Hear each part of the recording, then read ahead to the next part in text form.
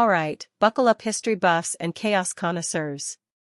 We're diving into a story that starts with absolute horror, but ends with, well, let's just say a complete system reboot for an entire continent. Imagine a disease so devastating, it wipes out half of Europe. Sounds like a bad movie plot, right? Except it was real. The Black Death wasn't just a grim chapter, it was the ultimate reset button, fundamentally changing everything. Society, economy, even how people thought about life itself. This isn't just about death counts, it's about the birth of a new world. So, where did this monster come from? Not from dragons or evil wizards, unfortunately. More like, really annoying tiny things.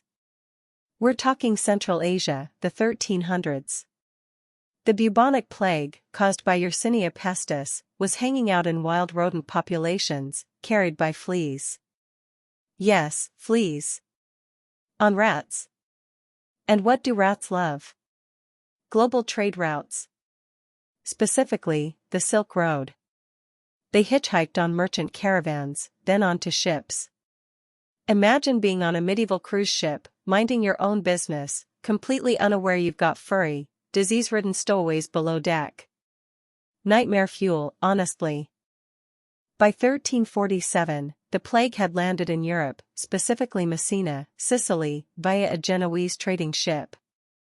And Europe was, to put it mildly, not ready for this party. Medieval hygiene? Not exactly a strong suit. Overcrowded cities, poor sanitation, no understanding of germ theory, it was basically a five-star resort for disease.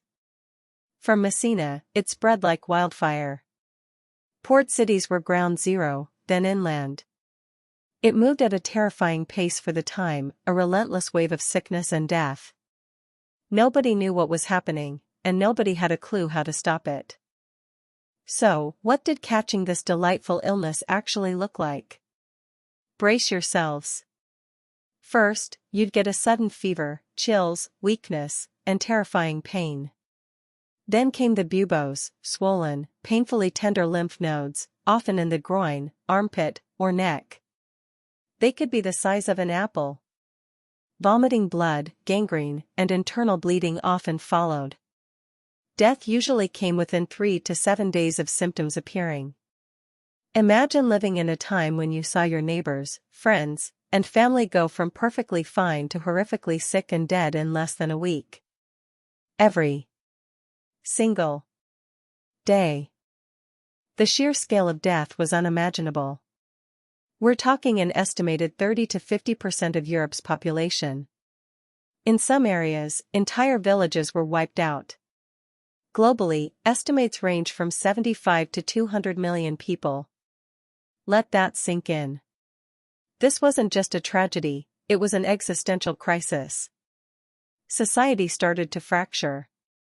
The living were overwhelmed, digging mass graves, abandoning their families. There was no scientific explanation, no cure, just widespread panic and a terrifying sense that the world was ending.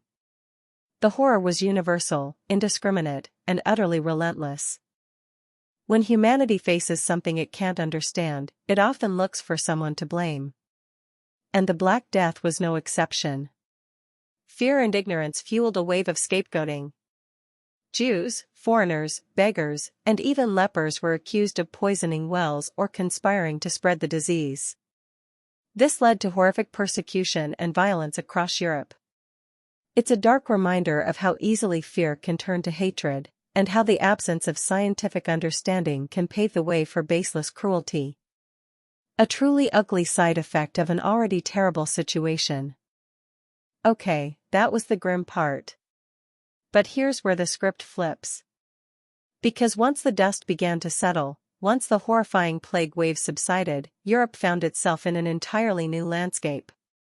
The Black Death didn't just kill people, it killed old systems. It created a world of immense, unintended opportunity. Think of it, half the population gone. That's a catastrophic loss, yes, but it completely, utterly, and irrevocably reshaped the power dynamics. It wasn't just survival of the fittest, it was survival of the lucky, and those lucky ones got to build something different. Let's talk economics, baby. With 30 to 50% of the population gone, what's the most immediate consequence? A massive labor shortage. Imagine half your workforce just, poof. Farms, workshops, construction sites, suddenly everyone's short-handed. If you survived the plague, you were now a hot commodity. Like, seriously hot. You could walk into a lord's estate and say, "Hey, I'm alive, I can work, and I demand better pay." This was unheard of in the feudal system. Before, lords had all the power. Now, the surviving workers did. It was a power shift nobody saw coming. And what happens when demand for labor skyrockets and supply plummets? Wages go through the roof. Peasants and artisans, who were once tied to the land or paid meager amounts, could suddenly demand significantly higher pay. Lords and landowners were desperate to keep their estates running, so they had little choice but to cough up the cash. This was a radical change. For centuries, wages had been stagnant, barely enough to survive. Now, people had actual disposable income, or at least, significantly more bargaining power. Money talks, and suddenly, the common folk had a megaphone. This wage revolution had a colossal domino effect. It absolutely shattered the foundations of feudalism. For hundreds of years, the system relied on peasants being tied to the land, essentially as property of their lords. But with fewer peasants and higher wages, serfdom became unsustainable. Many serfs simply left their manors, seeking better opportunities in towns or on other estates willing to pay more. Lords couldn't stop them. The old system, which treated people as commodities, crumbled. The Black Death didn't just kill people, it killed an entire social structure, creating mobility unheard of before. Beyond wages, another massive economic shift was land availability. With so many people gone, vast tracts of land were suddenly empty or underutilized. If you survived, you might find yourself with an opportunity to acquire land, or at least rent it on much better terms, that would have been impossible before. Landowners, desperate for tenants, offered favorable leases. This meant more wealth and stability for common families. Imagine inheriting a whole farm just because your neighbors, sadly, didn't make it. Grim, yes, but economically revolutionary for the survivors. This newfound economic freedom also fueled urbanization. With feudal ties weakening and better opportunities popping up in cities, people started moving. Cities offered more diverse work, higher wages, and a sense of freedom from the rigid hierarchies of rural life. Suddenly, urban centers weren't just for nobles and merchants, they were magnets for anyone seeking a better life. This migration brought new energy, new skills, and new demands to the towns, transforming them into vibrant, growing hubs of commerce and innovation. The countryside emptied, but the cities bloomed, eventually leading to bigger issues. Oh, the irony! Now, you might think everyone was happy with this new setup. Think again. While common people enjoyed better living standards, the nobility was furious. Their wealth was tied to land and labor, and both were now expensive and scarce. They tried to impose new laws, like the Statute of Labourers in England, trying to cap wages and force people back into serfdom. Spoiler alert, it didn't really work. The genie was out of the bottle. Peasants weren't going back to the old ways. This tension laid the groundwork for future social unrest and peasant revolts. The Black Death created class consciousness. Beyond economics, the plague sparked a massive spiritual crisis.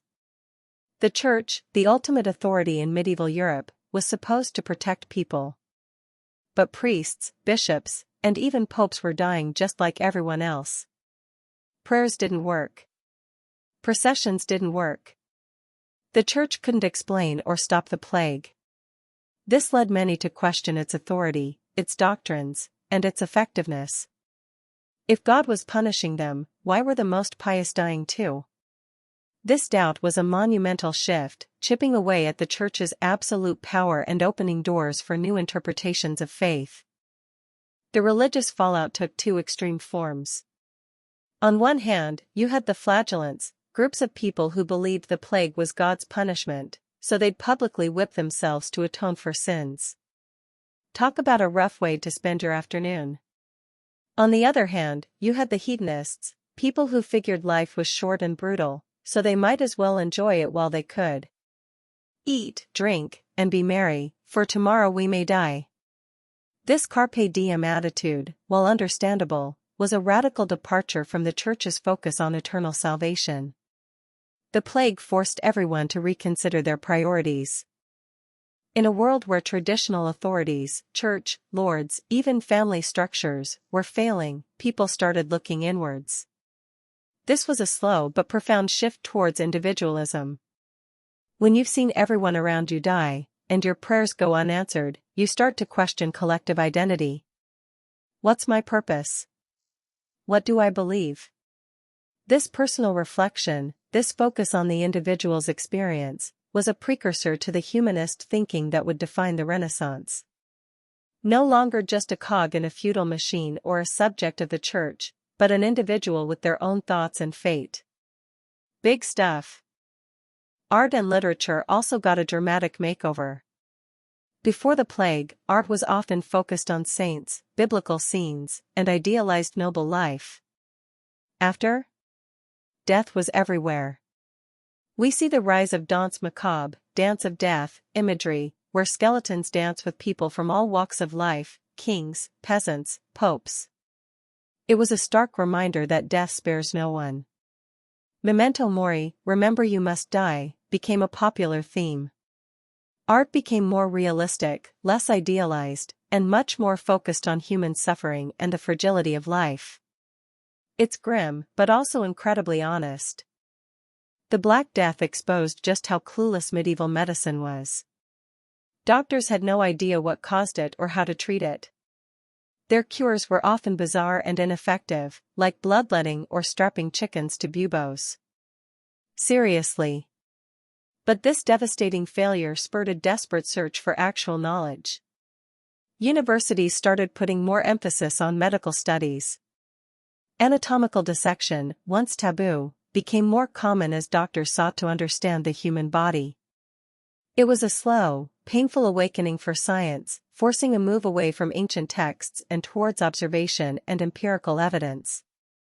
A tiny, painful silver lining. While true germ theory was centuries away, the plague did force some early, rudimentary public health measures. Cities tried to impose quarantines, though they weren't always effective. They started to understand that disease spread from person to person, or via goods. Venice, for instance, established the first lazaretto, isolation hospitals for incoming sailors and goods. People also started to demand better sanitation, at least in some urban areas. It was less about germs and more about don't stand too close to that coughing person, but hey, it was a start. The seeds of public health were unknowingly planted. The severe labor shortage wasn't just an economic headache, it was a powerful driver for technological innovation. With fewer hands to work the fields or craft goods, there was enormous pressure to find labor-saving devices. Suddenly, any invention that could make tasks more efficient or reduce the need for manual labor was incredibly valuable. This stimulated advancements in agriculture, textile production, and mechanics. Necessity is the mother of invention, and medieval Europe had necessity in spades.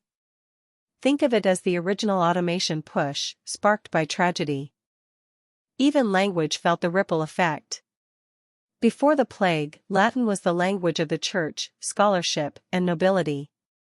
But with so many educated clergy and scholars dying, and with the rise of a more literate merchant class, vernacular languages, the everyday languages of ordinary people, gained prominence. Writers like Chaucer in England started writing in English, not Latin or French. This wasn't just a linguistic shift, it was a democratic one. It meant that knowledge and literature could reach a broader audience, paving the way for wider literacy and a more inclusive cultural landscape. Latin's reign was ending. Now, the Black Death wasn't a one-and-done event. It recurred in subsequent waves for centuries, albeit usually less severe. Each new outbreak reinforced the changes already set in motion. It kept labor scarce, kept wages relatively high, and kept the pressure on old institutions. The initial shock opened the door, but the recurring visits ensured the door stayed open, continually chipping away at the old medieval order and solidifying the new social and economic realities. The ghost of the plague ensured Europe never truly went back to its pre-1347 self. It was a constant, unwelcome, but ultimately transformative presence. Here's where it all connects. Many historians argue that the Black Death was a crucial, albeit brutal, catalyst for the Renaissance. The increased wealth and disposable income among the survivors meant more patronage for arts and sciences. The questioning of church authority and the rise of individualism fit perfectly with humanist ideals.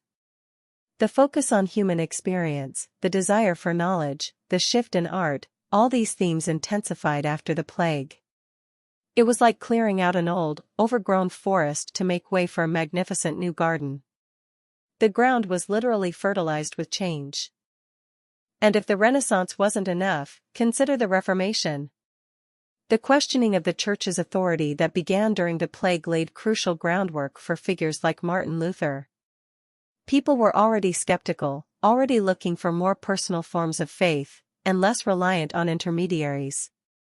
When Luther challenged the Church's power and teachings, he found fertile ground among a populace already disillusioned by centuries of perceived failures and corruption. The Black Death didn't directly cause the Reformation, but it certainly sowed many of the seeds that would later blossom into widespread religious upheaval. The Church was forever changed. Think about it, the wage increases and the decline of serfdom effectively kick-started the journey towards modern labor rights. For the first time, workers had significant economic leverage. They could demand better conditions, fairer pay, and more freedom. It was a rudimentary form of collective bargaining, born out of sheer demographic catastrophe. While it took centuries more, the Black Death planted the idea that labor had value, that workers weren't just property, and that they had rights. So, next time you enjoy a weekend or a decent paycheck, silently thank a medieval rat flea. Just kidding, mostly. And those early, clumsy attempts at public health? They slowly evolved. The idea of quarantine, the awareness of contagion, the need for better sanitation, these concepts didn't vanish. They were gradually refined over centuries. The Black Death was a brutal lesson, teaching humanity the hard way about infectious disease. It contributed to the eventual establishment of public health institutions and practices that we rely on today. It was a terrible price to pay, but it did force humanity to confront its vulnerability and start building systems to protect itself from future pandemics. A very slow burn indeed. So, let's just take a moment to compare Europe before and after this epic disaster.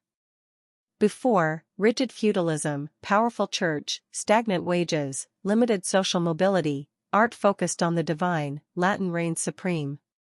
After, declining feudalism, questioned church, rising wages, increased social mobility, art focused on human experience, vernacular languages flourishing, seeds of scientific inquiry.